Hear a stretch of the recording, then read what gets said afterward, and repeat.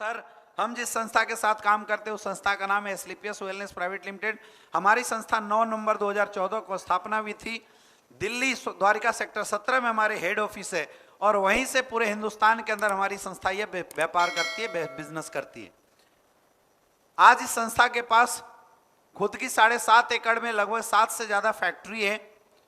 आज पूरे इंडिया के अंदर हमारे 9 वेयर हाउसेस हैं और पूरे इंडिया के अंदर छोटे बड़े अगर हम ऑफिसेस की बात करें तो लगभग 800 से ज्यादा फ्रेंचाइजी और ऑफिस आज पूरे हिंदुस्तान के अंदर हमारी संस्था के बने हुए। ये हमारे संस्था के managing director doctor Sanjeev Kumar sir.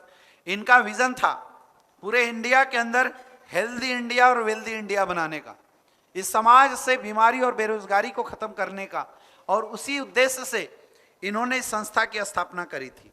Ayurveda के सेक्टर में इतनी अच्छी क्वालिटी प्रोडक्ट इस संस्था ने बनाए कि आज वो सारे सर्टिफिकेशन जो हमारी संस्था के पास होने चाहिए थे वो आज इस संस्था के पास ऑलरेडी है।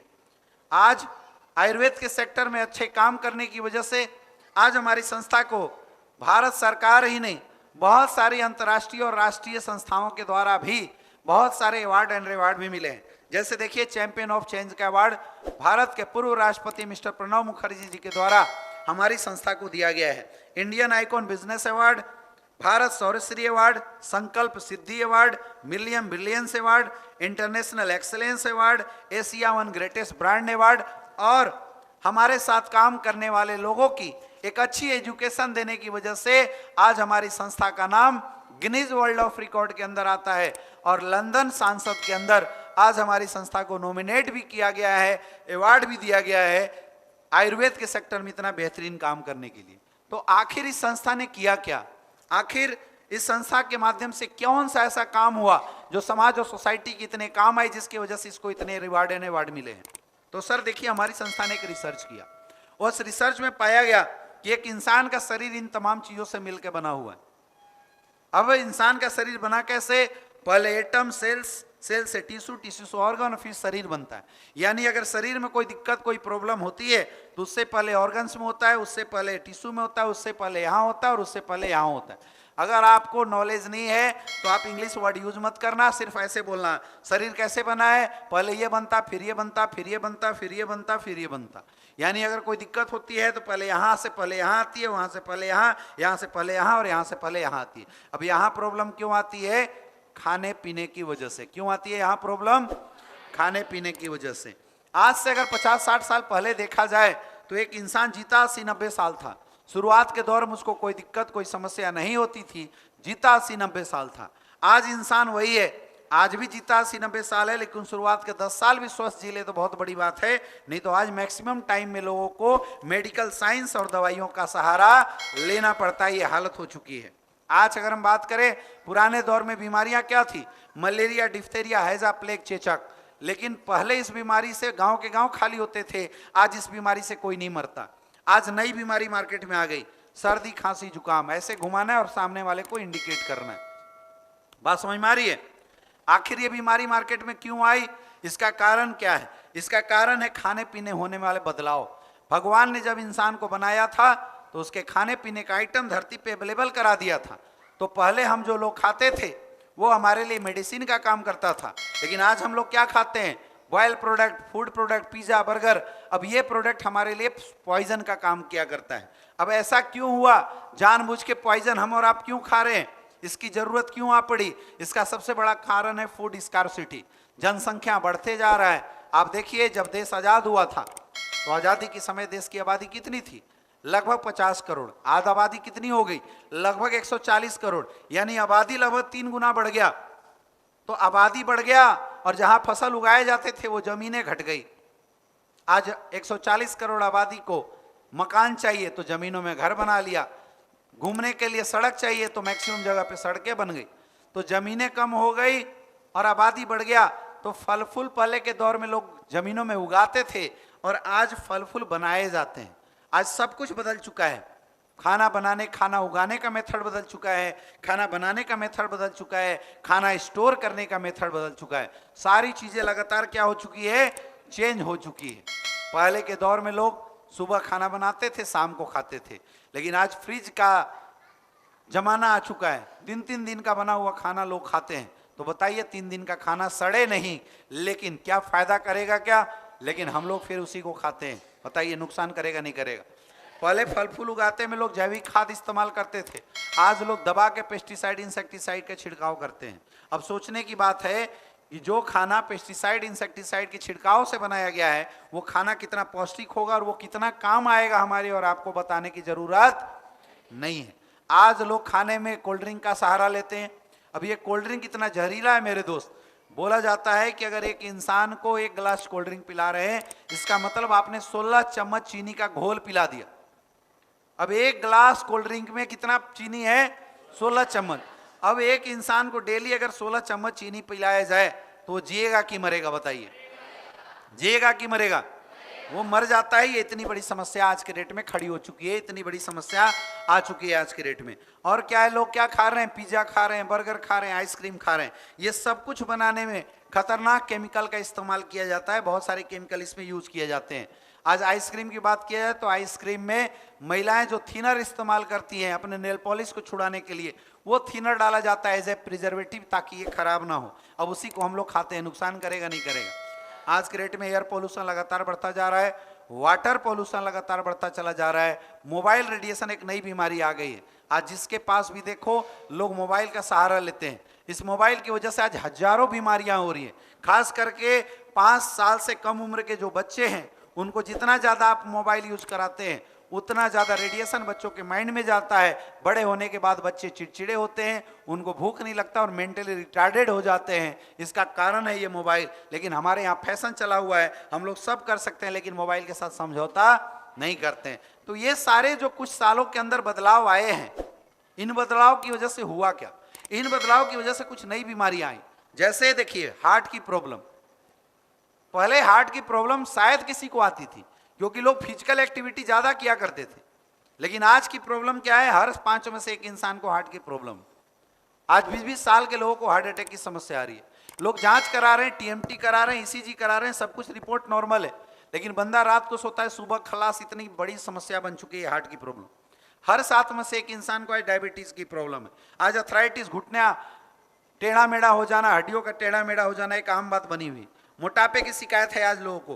कैंसर जैसी समस्या बिल्कुल आम बन के खड़ी है लोगों के सामने।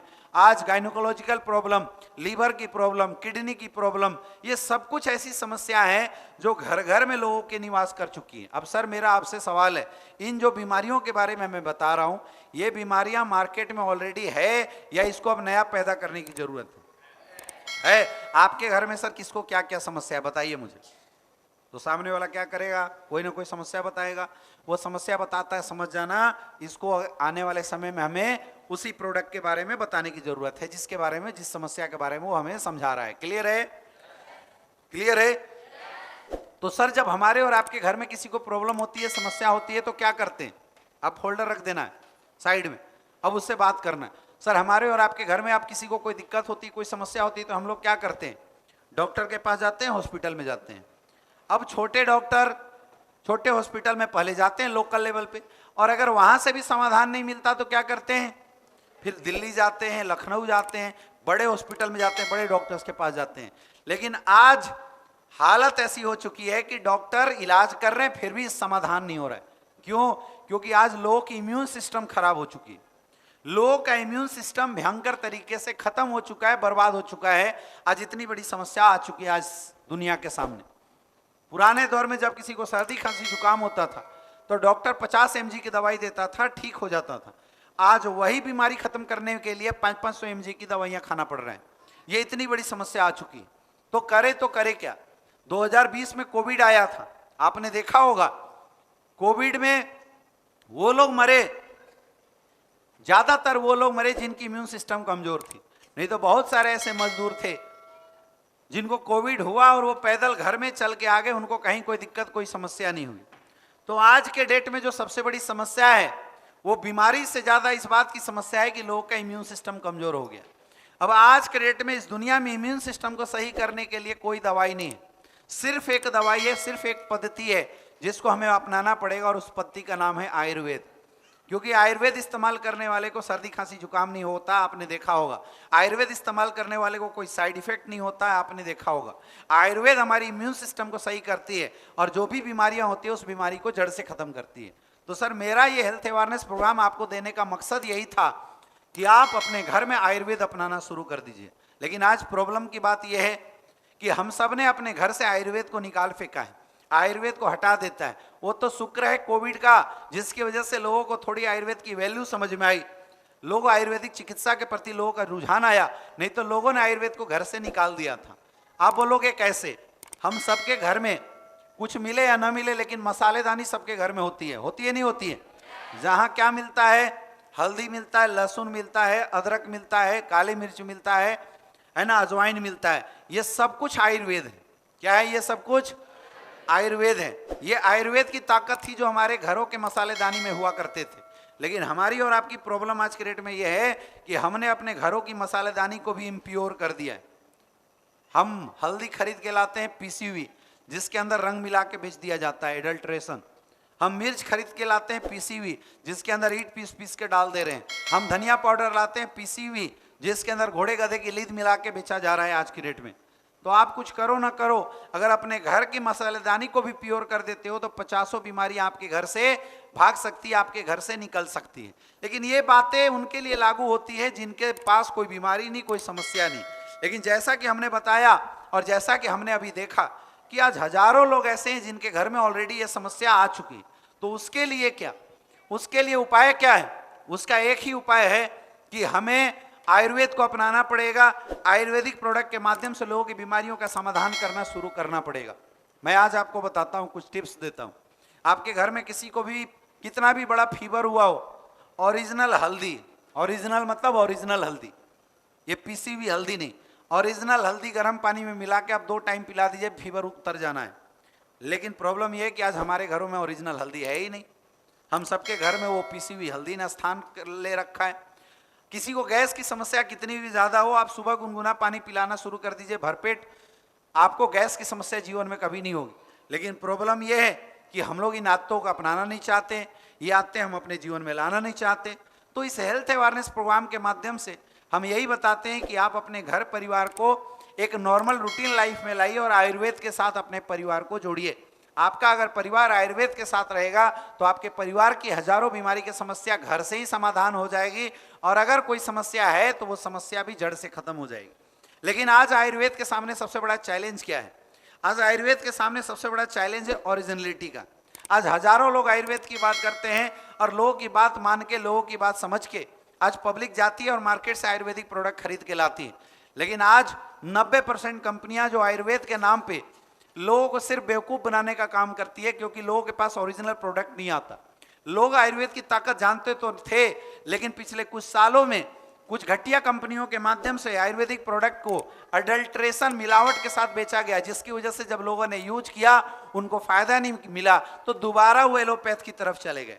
आज के डेट में सबसे बड़ा चैलेंज है ओरिजिनलिटी के साथ एक सही आयुर्वेदिक प्रोडक्ट लोगों तक पहुंचाना। और मेरे दोस्त, समाज की सबसे बड़ी समस्या का समाधान करती है हमारी संस्था, जिसका नाम है एस्क्लेपियस वेलनेस प्राइवेट लिमिटेड। हमारी संस्था हिंदुस्तान की पहली ऐसी कंपनी है जिसने 2.5 साल रिसर्च करके लिक्विड प्रोफाइल आयुर्वेद बनाया। आज तक आयुर्वेद में आपको चूरन मिलता था, अब चूरन खा के असर करने में समय लगाता था और लिक्विड चीजें जल्दी बॉडी में असर करती है। तो हमारी संस्था हिंदुस्तान की पहली ऐसी कंपनी बनी जिसने 2.5 साल रिसर्च किया और लिक्विड प्रोफाइल आयुर्वेद दिया। 20 लाख रुपए के सैंपल मार्केट में फ्री ऑफ कॉस्ट बांटे थे। जब लोगों ने बोला यूज करने के बाद कि इस प्रोडक्ट में दम है, इस प्रोडक्ट में रिजल्ट है, तब वो प्रोडक्ट आज लोगों की समस्याओं के लिए मार्केट में लाने की कोशिश करी है और आज इस प्रोडक्ट के मार्केट में हजारों रिजल्ट हैं।